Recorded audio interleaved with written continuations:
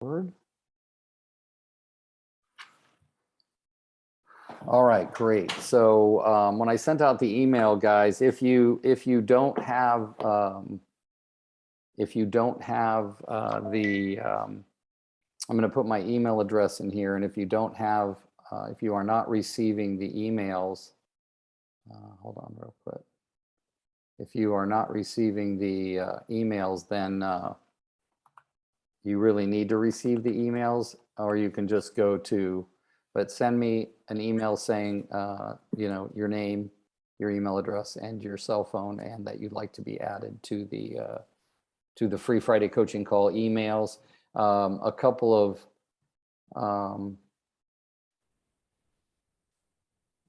of reminders as more and more people are joining this morning. Hold on one second.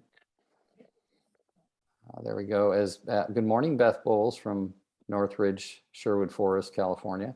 As more and more people join, to remind you that we don't recruit on this call and we don't sell anything on this call. So this is a call for agents of all real estate companies of all places in the country and all over we even have had people from Canada. I don't know that we've had anybody international yet on here, but I wanted to make sure of that. Now, if you saw the email, I resent, if you didn't see the email, either way, because I am on YouTube. All of these recordings go on YouTube, and they are there for you to watch.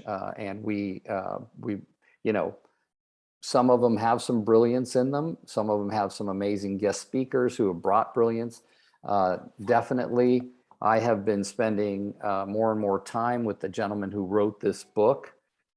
If you recall, he was the guest speaker on the first call of the month of August, which was August 5th. His name is Stephen Ross right here, and he was our guest speaker. I'm actually pondering having him come back soon because he's got the more I've gotten to know him, the more I realize he's much deeper and smarter than just the book. And there's nothing wrong with the book. I've never written a book. So I think that his attitude and his look at life, he's very concerned about authenticity, sincerity, all these things as it relates to how he communicates. He also coaches and speaks. So here's something I'd like you guys all to consider. Several of you are more influential than you're willing to admit, but definitely he's willing to come to your local board or get on a Zoom and speak. He does coach also, so he might be selling some coaching, but I tell him, like, when you're speaking for free, you're more than welcome to sell your coaching. He's just a great guy. I really enjoy it. I'm not promoting this because I get paid or anything. I'm promoting it because it's effective. Okay, when you think about the fact that he's been in business for 18 years, he's knocked on over 125,000 doors and has built a sustainable business. In fact, is asking me to show him how to build a sustainable team so that he doesn't need to go on appointments anymore. And when I also saw him in Dallas, he came to our big Dallas event, and he gave me a few extra books. He goes, here's a few books. I know you're telling everybody about my book. I want you to have a couple of copies to give away. The other book that I'm leaning on, of course, which is completely different. This is not a book that is designed to do anything but get you into the right mindset every day. So one of Og Mandino's biggest things in this book, The Greatest Salesman in the World, is to read the entire book cover to cover. It won't take you long. It's a very short paperback. Read it cover to cover. That's it. Then start with scroll number 1 and read it every day, twice a day for 30 days. Read the scroll twice a day for 30 days, and you're supposed to read it out loud. Okay, so I used to go into the garage and do it years ago when I did that because nobody wanted to hear me screaming out the scrolls in the household. Selena, I don't know how Nico would feel about it, but you never know, yeah. So this has become more of a quote unquote salesperson's Bible. I'm not saying it's a replacement for the Bible by any means, but it is a Christian-based book, just in case you need to be warned about that. But there are some really, really good scrolls, and I am going to use one of those scrolls today before we end the call, because for a lot of people, including me, I've been in real estate now for almost 43 years. This weekend, I will turn 65 years old, so I will be covered by Medicare now. Um, that's a few months behind me. My wife came into my room yesterday and said, "Oh, your insurance company dropped you officially on September 1st," which very refreshing to hear that, since luckily I got all my Medicare in place. But the reason I say that is this: in 43 years of real estate, Labor Day marked to me the beginning of new business. For my entire career, September and October have always been something that I really strive to work really hard to have a great fourth quarter. And I did. You can ask my wife. When we started dating, I had several years in a row where December was dry. And by dry, I mean not one commission check coming in the month of December. And the last several years, the last 3 or 4 years, my Decembers have been very filled. And it's not a freaking accident, guys. It's because of the activities I did in September and October. So I definitely want to stress that.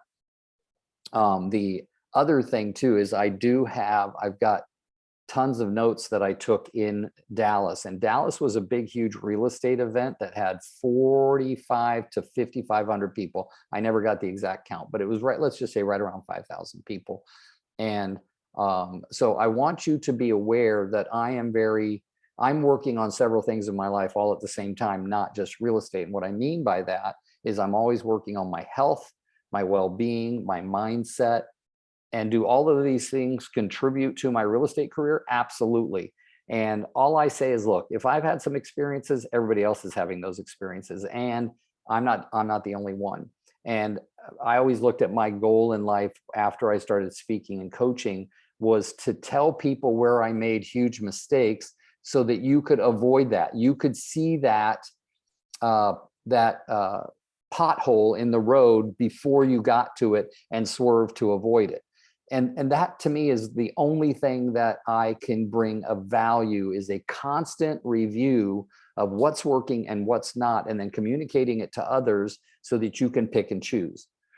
There is not one person on this call who hasn't made a decision that turned out much differently than you would have hoped, period. Like you have to watch your language, because say you made a decision that ended up sucking royally. Well, I don't like that language, because I feel like the result of every decision is a lesson to move to the next decision.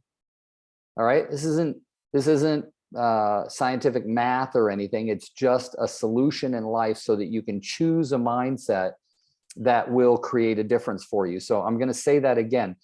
Every decision in life and the result you get from that decision is simply a stepping stone to the education you need for the next decision to move you further along in life. Now, if you attach that to my true belief, for me, it's a true belief. And by the way, whatever you believe does become the truth for you. If you ask somebody to define what a belief is, some people will tell you it's something you've told yourself over and over again until it becomes the truth for you. For you. That doesn't mean it's the truth for someone else. That's why we have these things called opinions, right? Everybody has one, and guess who they all belong to? Like, your opinion is none of my business until I make it that way. Like, why do I care what your opinion is unless it affects my life, my outcomes, things like that? So nobody can ever tell you that your opinion is wrong. If they've told you that, you can just say, well, that's your opinion of my opinion, and I didn't ask you for your opinion of my opinion. So there's ways to handle that, but I can tell you that as I look at every single decision and how my life works. So for instance, I've had the same assistant who grew up with my kids. I've known her since she was 12. She's been my assistant for 6 years, and we've had some incredible times together. But due to chapters, today is her last day. It's a very sad day because of how I've gotten to know her as a person and what she's done. But I have to, as far as my business is concerned, not as a personal thing, because I've talked to her personally and said, I love you, I'll miss you, I want things to go extremely well for you. She's still going to remain an independent agent, and do her business and become more of a full-time mother for now, because she has a 1-year-old, a little over 1-year-old, and she's about to have a second one. So she wants to commit some time to that and not have the pressures of a 40-hour work week, which takes her away from being a mom. So the reason I say that is this: it's sad for me personally from the business perspective. I know that I can't dwell in that too long before I have to start moving in the direction of decisions that will help the team and the business. Why do I say that? Well, every decision leads to a result, and that result and how you handle that result is what's going to determine how you move forward from there. And I can tell you, the thing that I started this whole discussion with is so vital that you get that the reason I'm paying such close attention, and something that there's several members of my own sales team on this call today that I just said, Labor Day weekend for me is the beginning of a hot market for September and October. And I truly believe it is. And you can look into any office. If it's a brick and mortar office and you go in there and there's 30, 40, 50, 100 agents, you're going to find that one guy that's killing it. And you're going to find that one guy, gender neutral, no matter what. There's going to find that one person who's killing it and that one person that is dying on the vine. Why is that? Certainly not the market, but I can tell you it's going to be about attitude, how you look at things, what you decide. And one of the worst things that I see happening in a shifted market is a complacence. And you better ask yourself this before the end of the call or after the call. Ask yourself, have I become complacent because of fear, complacent because of paralysis analysis, whatever that thing might be? What is it that's keeping you from talking to the people that could make a difference for you at the end of the year? To me, there's not everybody, I married a girl. I married Casey. She's raised as a Jehovah's Witness, doesn't celebrate, Thanksgiving or Halloween or Christmas. But I celebrate Christmas. And I'm a Christmas fanatic. Like, you can see how I get dressed starting the day after Thanksgiving. You will think Santa vomited on me. But here's what I want you to know about that. Beth, I saw that. But what I want you, for me, the worst thing that can happen for me is not having an abundance of money in December to spoil my 30-something-year-old children. Yes, I'm still doing it. Okay. But that's my choice. And to me, not having that money, but when they were younger and we had a humongous family, I was married to an Italian girl, had a huge family. I'm Lebanese. I had a huge family, and we would be buying gifts for, umpteen cousins and nephews and nieces. And I always wanted there to be an abundance of money because I really wanted to be able to do that. Now, I would have people tell me, you spent what on Christmas gifts? You're an idiot. You should do this and this and this and this. And you should say, $25 limit and da-da-da-da-da. Well, first, think about this. Don't shit all over me, please. And you all, me, we spend more time shooting all over ourselves than we allow other people to shoot all over us. And if you don't know what I mean, I shoulda, coulda, woulda, you heard that. Oh, I should have gotten up earlier. How many of you would be willing to either put it in the chat or say it out loud right now that you said I should have at some point already today? And for the people in California, it's only 9:15. Who would be willing to say you already did that once or twice today? Sherry Mason, thank you for your honesty. All the time. Yeah, good. And I did it. I set my freaking alarm for 6, and when I before it went off, I got up and then I looked at it and I go, I'm resetting it for 7. So then I get up at 7, and what did I say? Literally within 10 minutes of getting up, I should have gotten up earlier. Right? So if you're in shoulds, then make different decisions, right? I used to tell people, I go, how many of you know how many exact minutes you sleep when you hit the snooze button? And everybody says, well, on my iPhone, it's 9 minutes, right? Or someone says on my phone, it's 10 minutes or whatever it is. How many of you know the amount of minutes that happens when you snooze? Raise your hand. All right. How many of you have done math in the morning when you snooze, go, well, it's going to go 9 more minutes. And I'm like, right. You do that? Yeah. Selena, I love that you're raising your hand because I don't know that about you. I always feel like you're Superwoman and you just get right up and go. So if there's a book out there called The 5-Second Rule by Mel Robbins. It's an incredible book, and The Gap and the Gain by Benjamin Hardy. And please get those. They're on the recording now because I just said them. But The Gap and the Gain by Benjamin Hardy and Dan Sullivan. Those two books will make a really remarkable difference. And most of you know that if you've been on this call, a lot of times I don't talk so much about execution as I do about mindset. But today I'm going to talk about both, because there is some execution things I want to cover before the end of the call. So please, if you're saying, gosh, I want more meat in this call, hang on, you'll get some today. Now, the reason I say that is this, that if you hit the snooze button and you go, oh, 9 more minutes, it'll be 7:19 when I get up, right? If you're doing math, get the freak out of bed. Like, math and sleeping don't go well together. And yesterday morning, when I set my alarm, I got up a couple of hours before the alarm and I go, oh, I got a couple more hours to sleep. And I could not fall back asleep because my mind started working. And I realized there was people I hadn't gotten back to. Anthony Labella, are you saying that happens to you? Yeah. Yeah. So my mind got like crazy busy. And I did go back to sleep for about 15, 20 more minutes, but then I got up and I really put all of that energy to work right away. But here's the thing I want to say. We have to remember that we don't know when life will end. None of us do. We don't have that gift of knowing when life will end.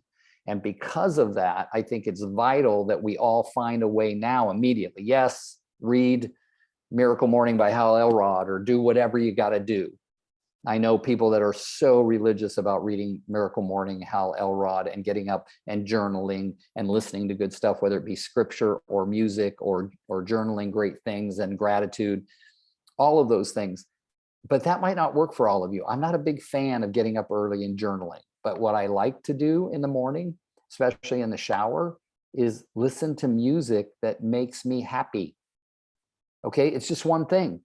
Listen to music that makes me happy, or I like listening to The Gap and the Gain, even though I've already listened to it. I like hearing it again and again, and that makes me happy. All right, what is it that you have to do to make you happy so that you're encouraged about what I'm going to do today? Please, take this seriously enough to say, what will I do in the morning? There's a guy on here named Larry Walker, and they walk. He's a part of, it's funny, his last name's Walker and he walks a lot, but they walk. They have a walking club, right? And there's a bunch of them, and they walk for a couple hours. And it's not like walking down the street. They're going up hills and down hills, and it's terrain, and I think that's amazing, right? The only walking I do, the other day I forced my wife and my sister-in-law to come with us on a walk because we didn't have my dog. And I'm like, we walk so much when we don't have a dog. I said, babe, call your sister and let's go for a walk. And her sister likes walking with people, so she'll drive over to our house and we'll all take a walk together. But luckily I have this Rottweiler that I really need to exercise. So I do my best to take 2 walks a day that will equate to about 3 miles a day. And if that's the only activity, at least I feel good about that. So you have to take a measure of where you're not feeling good about yourself and handle it, because not feeling good about yourself is the thing that's keeping you from excelling in your real estate business 1,000%. And that's why we should all over ourselves, is because we're not feeling good about ourselves. We're not feeling good about our decisions. Well, freaking make up something, have a decision that you will feel good about. Find a stack of evidence that you're amazing and quit paying attention to the stack over here that you built that shows that you're not amazing. Please. It's not worth that. It's not, why even look at that? It's like when you talk to a client about their home, relate it to your real estate business. Could your client tell you all the crap about their house that they hate? Yes or no? Right? And some of it you're going to have to disclose, right? It's going to have to get disclosed that there's a crack or that there's noises and things like that. But are we going to highlight those for the buyers? No, we're going to look at this stack of amazing things about the house and highlight them. And then why aren't you doing that about yourself every day? Highlighting the things that you are proud of, and then building on those to go out and be amazing.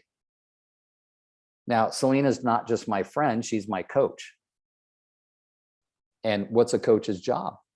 To help you see your blind spots. Okay. And somebody else would say, and someone else has said, well, that means she's shining the light on the negative. I don't think so. Do you know what blind spots Selena's also shined on me? Where I excel, what I'm really, really good at. And things that I may not have paid attention that I'm really that good at. And she says, what? We need you doing more of what you're really good at. Right? Now, think about your real estate business for a minute, not just who you are as a human being, and ask yourself, what am I really, really good at that would contribute to me selling more houses, making more money, having what I want in my life that I'm not currently acting on?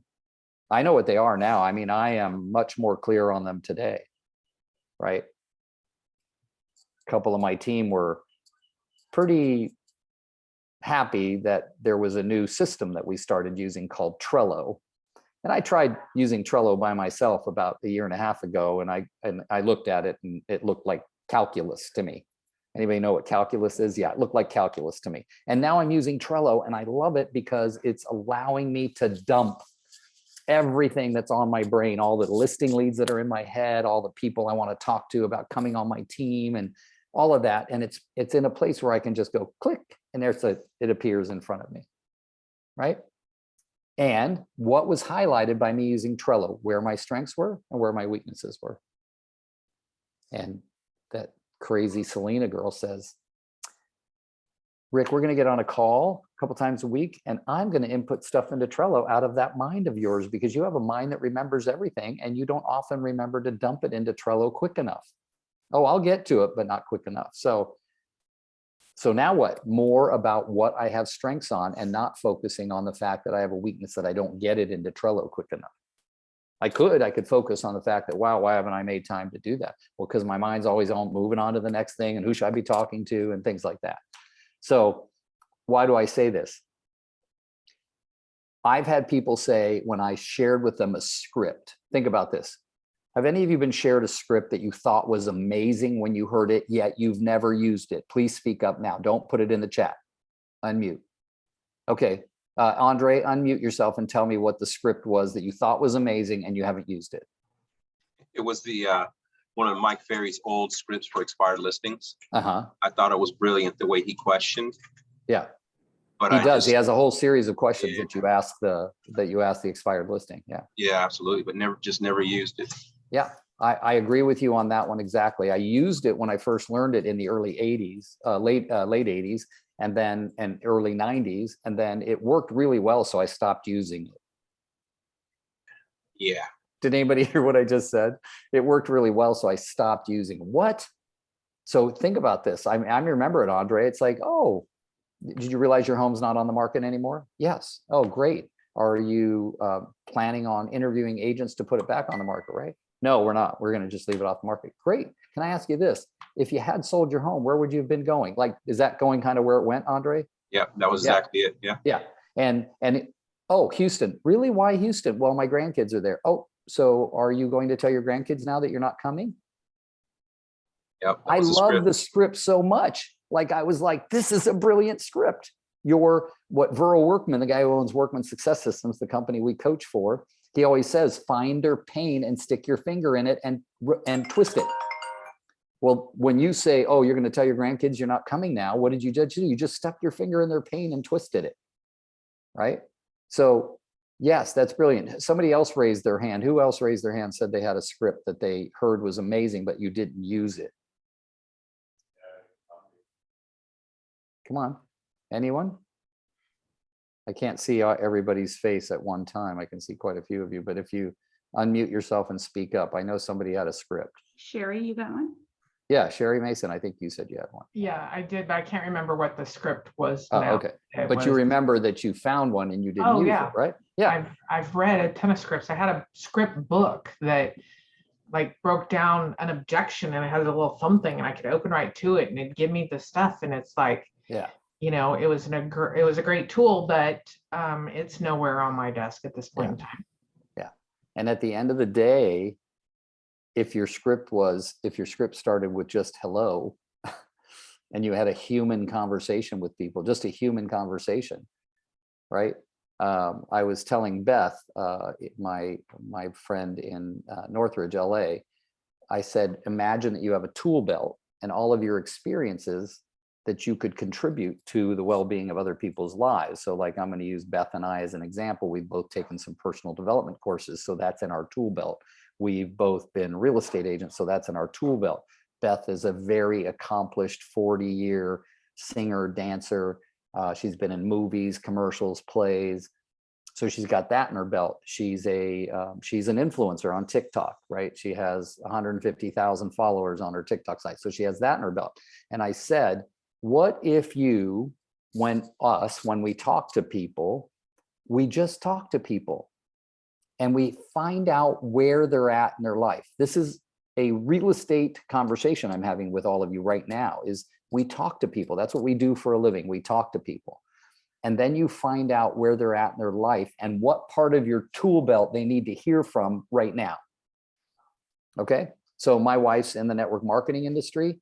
Beth also has that leg in her repertoire, and the company she's with creates genetically based anti-aging products and has great supplements and stuff like that. So that's another thing in my belt. So I literally was talking to a client the other day, a past client.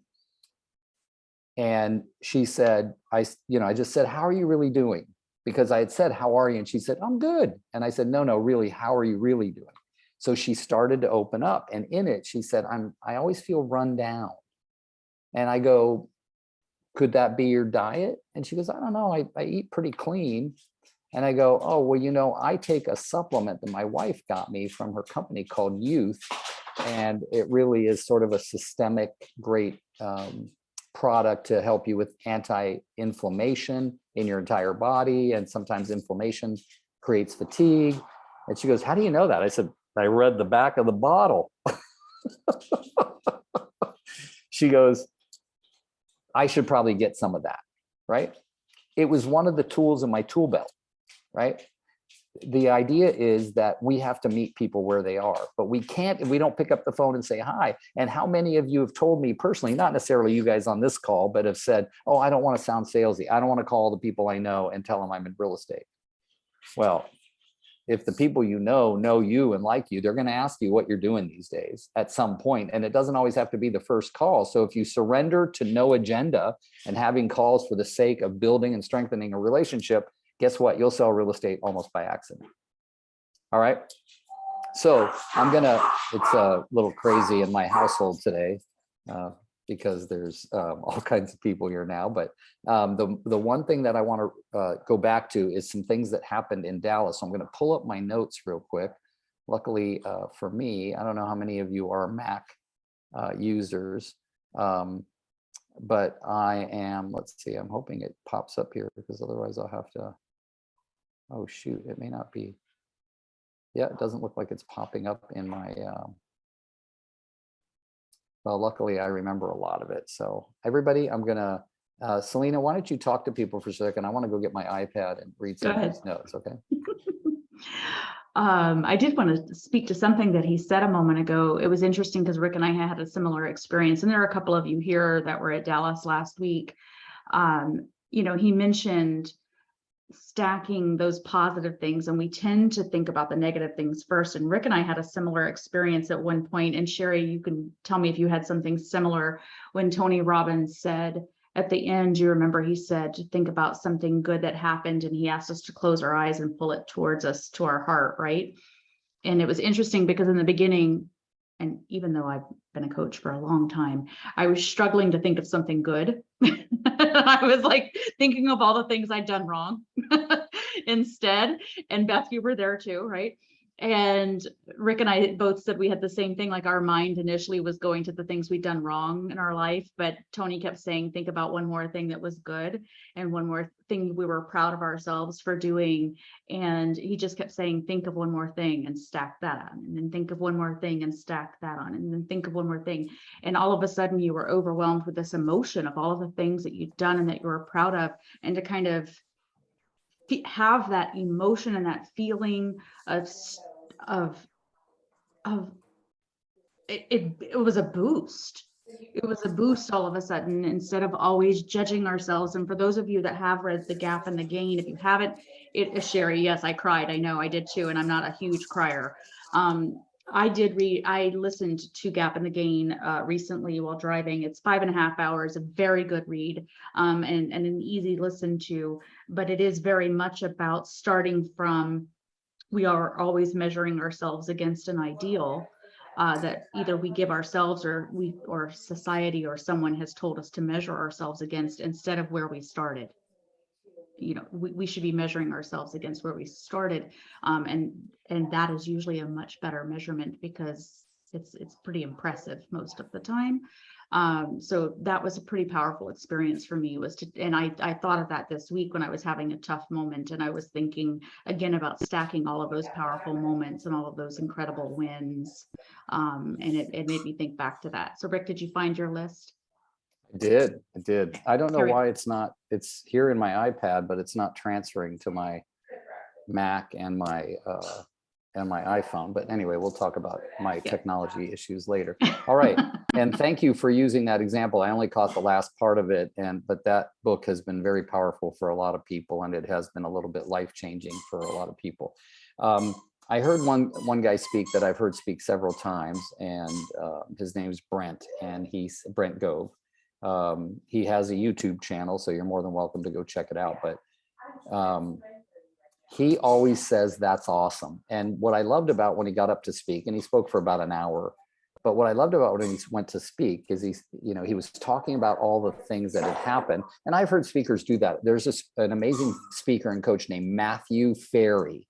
He's Mike Ferry's son, but he's not like Mike or Tom, where he coaches thousands of people in front of a room and has a big coaching company. He's a very expensive mindset coach, but he's worth every penny of it. He's amazing. But he'd always say, "Well, that's just great. Well, that's just great." Like that was his line. But Brent always says, "That's awesome. The microphones are all broken and the electricity's out, so we've got all these people to speak on stage, but they're not going to be able to use a microphone. That's awesome. What's the next step? That's awesome. What's the next step?" But one thing that he kept saying, and he said it in a speech I heard him do on Thursday, and then Thursday of one week, I had heard him do a speech in Rockland, California, up in Northern California. And then on Wednesday of the next week, I heard him do a speech in Dallas, same guy. But the one thing he kept saying over and over again, hope is not a strategy. And when I hear the same thing over and over again, I start to think, is God sending me a message? Am I spending a lot of time in hope and not in action? Right? And he said, don't confuse activity with accomplishment. In other words, just because you did an activity, but I do want to add something to that. Don't confuse activity with accomplishment. I want to add something with this. Activity with the intent to create business is something that you will get rewarded for, period, end of sentence. Okay? Let's say you knocked on 1,000 doors. This is a true example of someone that sat in one of my door knocking classes in the 90s, in 1994. All right, so almost 28 years ago.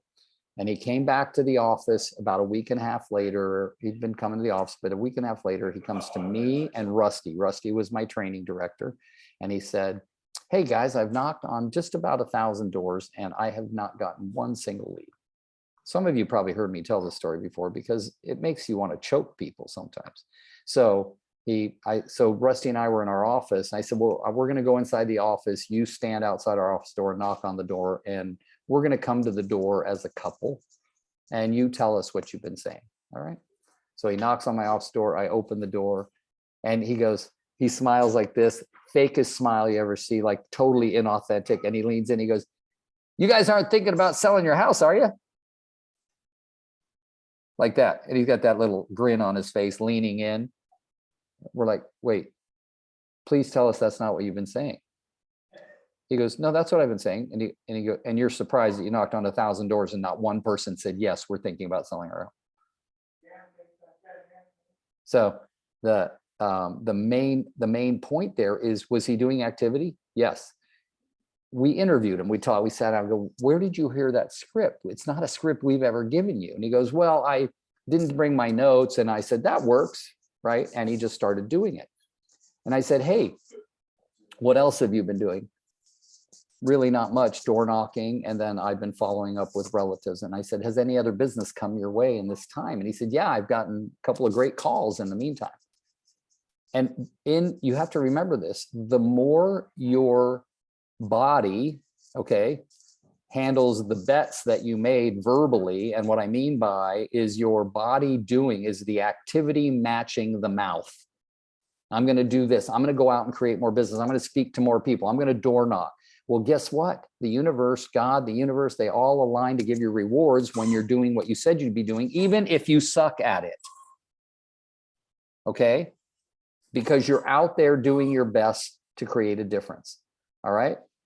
I remember putting a sign up on my very first listing, 1982.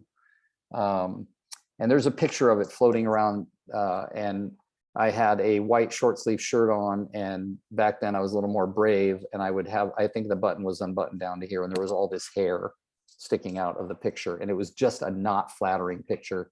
Somehow about 5 or 6 years ago, it ended up on social media. But I remember that day because a man came from across the street and said, "You selling this house?" I said, "Yeah." He goes, "I need you to sell mine." So I'm just ecstatic. I go back, I tell my broker, who was my uncle, I go, "Guy came across the street. You know what my uncle said?" In true uncle fashion, who's also your broker, he said, "Well, even a blind squirrel gets a nut once in a while, Rick." Now, later, several years later, I realized it was encouragement because I hadn't been doing much lead generation. The listing that I got was a friend of a friend, and the guy coming across the street was a blind squirrel gets a nut once in a while. But I'm telling you, any activity begets other activity. Can you refine what you're saying? Could the guy that knocked on the door and said, "You're not thinking of selling your house, are you?" Can he refine can he keep doing the same activities and refine what he says? Yes. All right. So the other thing that I wanted to, one thing that he said, if you want to go fast, you go alone. If you want to go far, you go together. And when that means, like, I've had a lot of people tell me, oh, because there was a really great YouTube speaker there who talked about the simplicity of creating YouTubes that would bring you business. And he specializes in the Dallas area. And he talks about doing all these YouTubes, and they're labeled things like 10 reasons why you shouldn't move to Dallas. Yet what does he do? He only sells real estate in the Dallas area. But it gets people to watch the YouTubes. And he said he was in the business a year and a half and didn't sell a house until he started doing YouTubes. Right? And people say, well, I'd rather do YouTubes than doors. Do you know what I say to that? Everything works, nothing doesn't. Pick something and quit getting distracted by the squirrel that's in your email box. Okay, just pick something and do it. But Brent talked about something that I really want to bring to you guys' attention right now. He said there was a period where he lost everything. And that's the one thing that really actually got Brent and I to be really close friends, was that we shared stories one day about how financially devastated we both were between 2007 and 2011, down to broke, like living paycheck to paycheck, losing things like that. And he said, I remember feeling like I had to go, he said, I had to go nuts. I had to go animal. He said, I had to go caveman. And when he said that, he said specifically, and I know that this would be funny to some of you guys, but he said, I mean, like, I felt like I had to go hunt something and kill it and bring it home to my family to feed them. He said, and how did I relate that to my business? And he'd tell my buddies, he goes, I'm going to hold more open houses. And he didn't just hold more open houses, he held longer open houses. He was getting to an open house at like 9 in the morning and leaving at 7 in the evening. Or 9 in the morning, leaving at 8 in the evening. And he'd tell his other friends, he goes, I held an open house for 11 hours. He goes, you're nuts. He goes, yes, I am. I'm nuts to feed my family. And he did those kinds of things. So when you ask yourself, how committed are you? Seriously. I know some of you are fine. You're comfortable. That's good. And it's okay. I'm not saying to do more than you desire to do. I'm not asking you to create goals that aren't your own, or do things I told you to do just because I told you to do them. All I'm saying is, if you don't like where you are, then shift, make something different out of what you can do. Like right now, maybe take a couple of days off and take a breather. And in the couple of days, maybe find some things to make you feel better about yourself. Okay. But we're going to have to get down to activity. And honestly, if I didn't have leads right now and I was feeling more desperate, I can tell you that open houses would probably want to be one of my solutions. Door knocking would be one of my solutions. Calling my database would be one of my solutions. And one of the things I'm going to be doing shortly, probably later in this month, one of these 1 hour calls, Selena and I on this call, on this Free Friday coaching call, we'll be doing a business planning session. You'll be getting a workbook and you're going to get a 1 hour session. And it's not enough to fill out the booklet, but it's enough to get you going on the booklet. But here's what I'm saying. In that business plan workbook, we talk about 4 pillars of income that you get really good at one. I reconnected with a friend that I didn't know I had yesterday. Her name's Geraldine Ramirez, and she's on the call today. So Geraldine, would you mind if I called on you for a minute? Okay, unmute yourself. No So problem. where would you say the majority of your business is coming from right now? Referrals from my Uh, clients.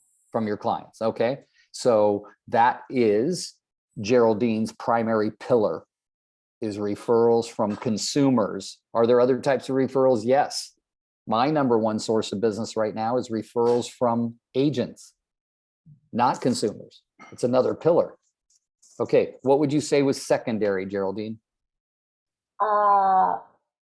My brokerage. Your brokerage. Okay, your brokerage gives you referrals. Yes. Okay, and that's because you have Holly, who is, And yeah, she's, Genevieve. yeah, and Genevieve, right? Yes. They are great lead generators. They're great people going out finding. I know, that's why when Geraldine and I connected, I go, what brokerage you're with? And I look it up and I'm like, I know everybody here. So that's the thing. Now, if I was coaching Geraldine, I would say, here's what I want you to do. I want you to take your number one pillar, get it mastered, get it systematized, get it organized, and do more of it. Okay. Then I tell her, not until then do we move to pillar number 2. All right. Then we're going to master it, systematize it, automate it. We're going to make it amazing. And then we're going to go to pillar number 3, because you can't have all your eggs in one basket. And we kind of suffered with that. We had a referral source on our team that was like sending us 2 to 3 leads a day, man. And then it got down to 2 to 3 leads a month, and then it disappeared completely. And, I take the credit for getting that, but I also take the credit for not having built other pillars at the same time. Because if all your eggs are in one basket and that basket falls and all the eggs break, guess what, right? So that was Realty Track during the short sale time. yeah, And Realty Track, right? Yeah. And then you have to find out other ways of generating those referrals.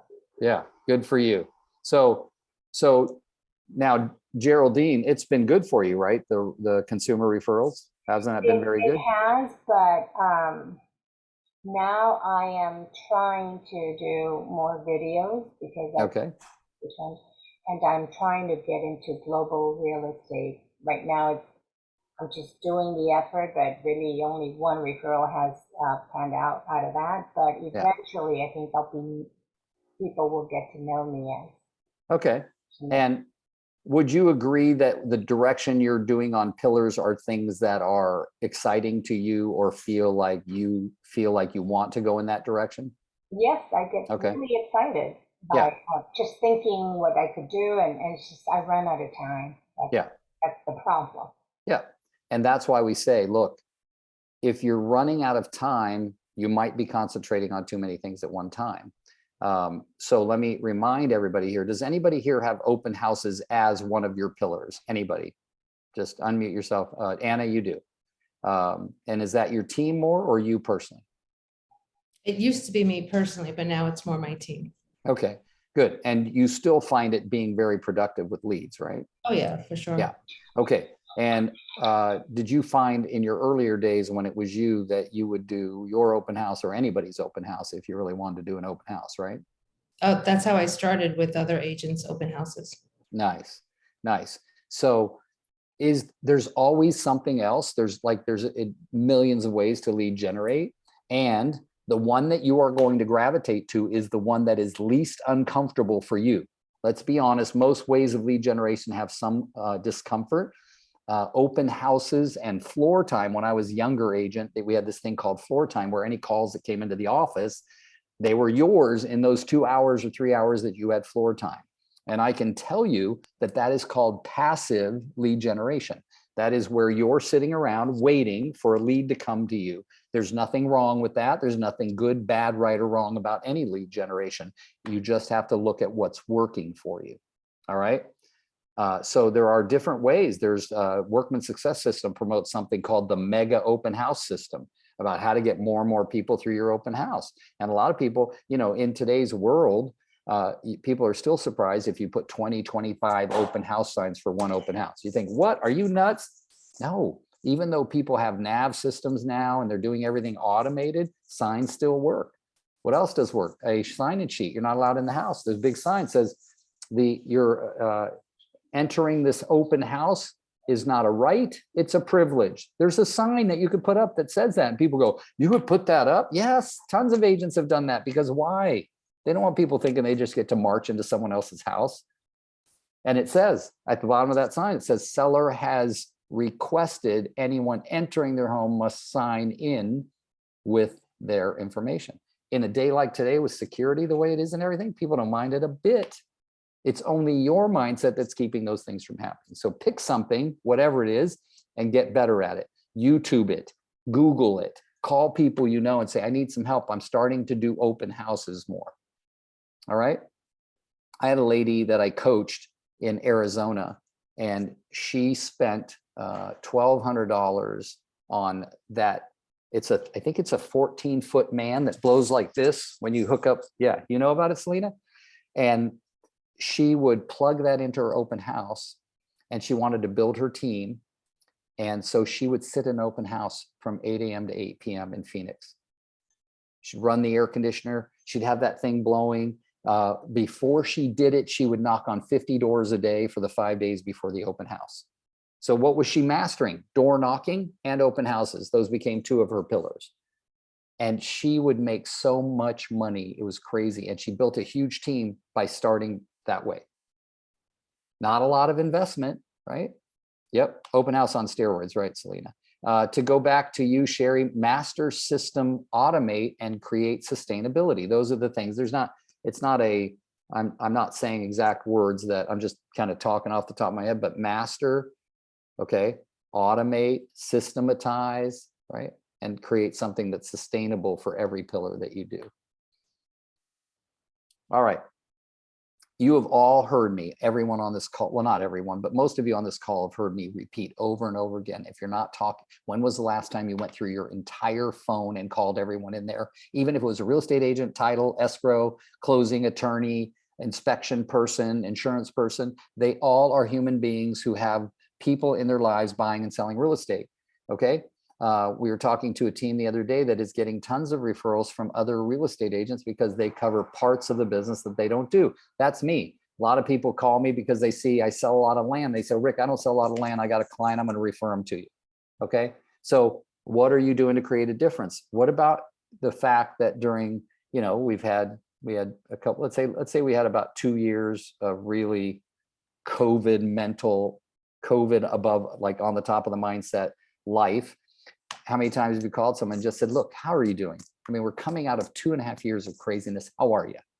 Just say that, because September 16th of this year, which is just a couple weeks away, is the 2.5-year anniversary of the day the world shut down, March 16th, 2020, right? So you say, how you doing? How have you been? And have a conversation about that, all right? And it's okay to say, when they say, how are you doing? You go, you know, I've had my ups and downs. Right? It's okay to be open and honest with them, because if you're asking them to be open and honest with you, you can do the same thing. But the more conversations you have, and when we were in the middle of COVID, when we were like March to June of 2020, we were encouraged people to just call and check on people to see how their mind was. How are they doing? It was like life-changing things that were happening to people. And we were having 2 out of every 10 conversations were resulting in a conversation in real estate. People, well, that's only 20%. Really? People are worried about dying from COVID and you're not happy with 20%? I would be happy with that.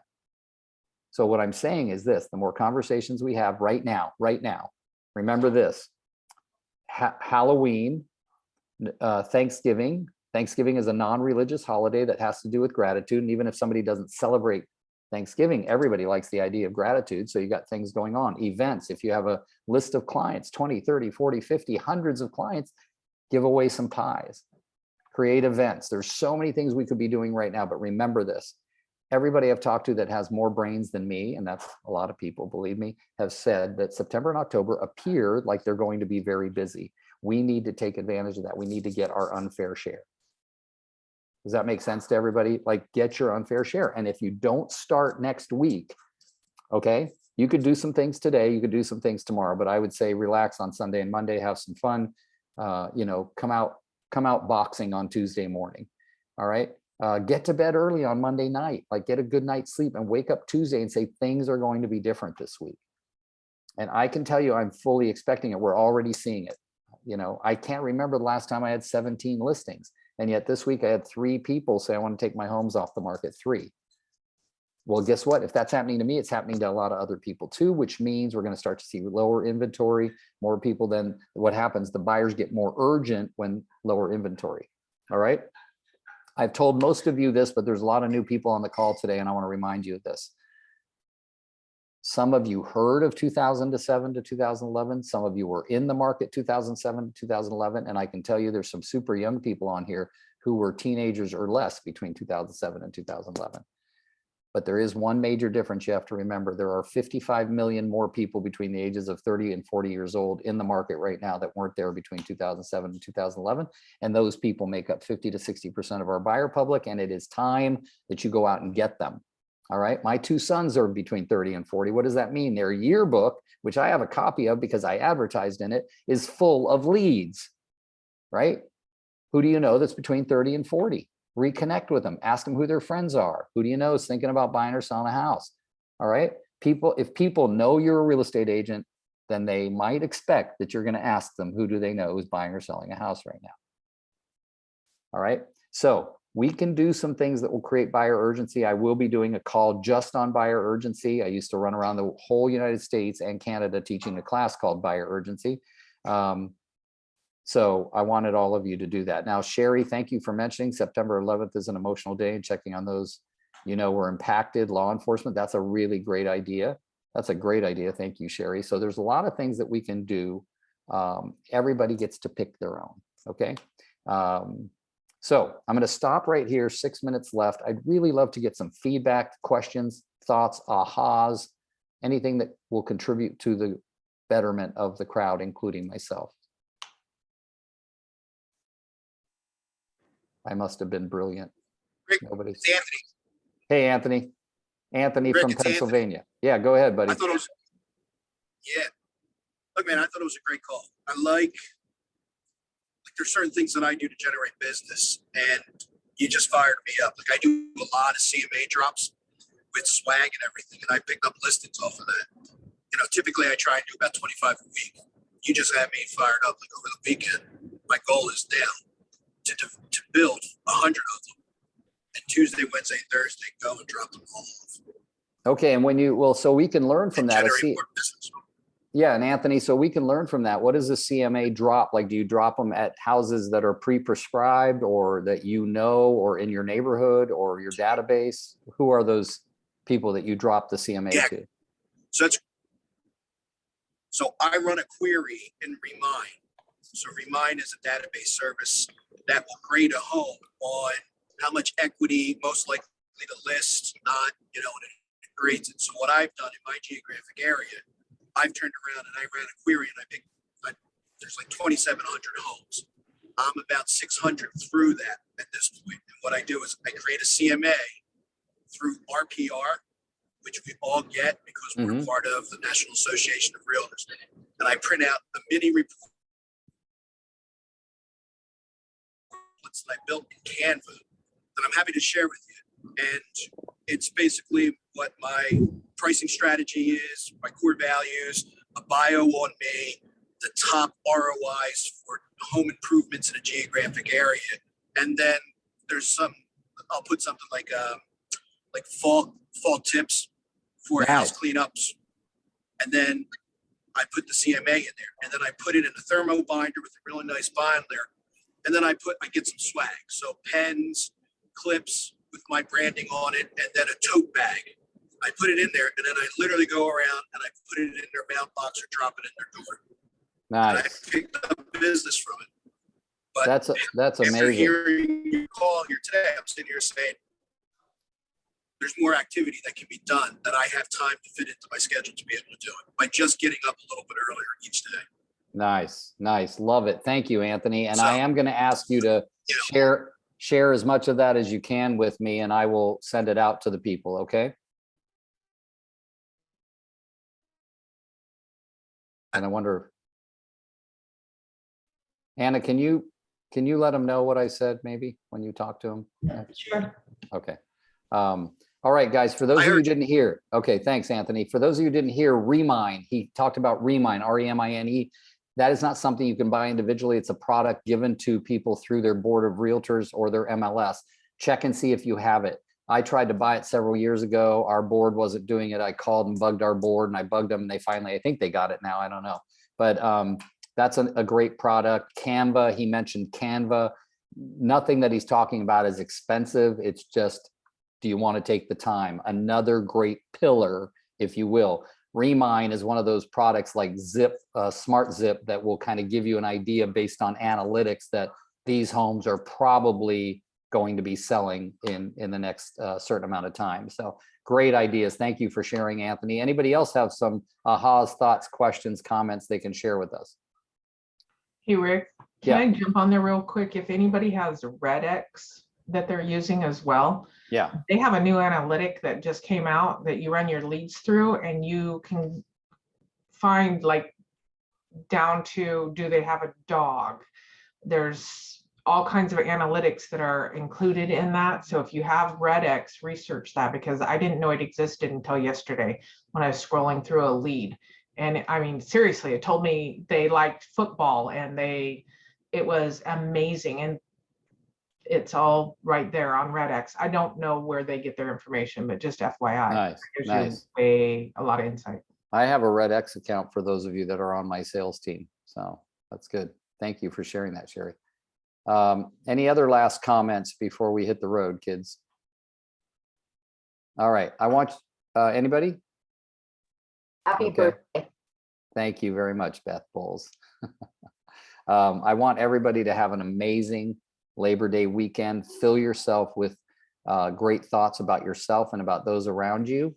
And then, start next week with a renewed energy to take your unfair share of the business and get it closed so that you can accomplish what you're looking to accomplish. Some of you might say you're fine. That's good. For those of you that this resonates with, go out and use it to make a difference.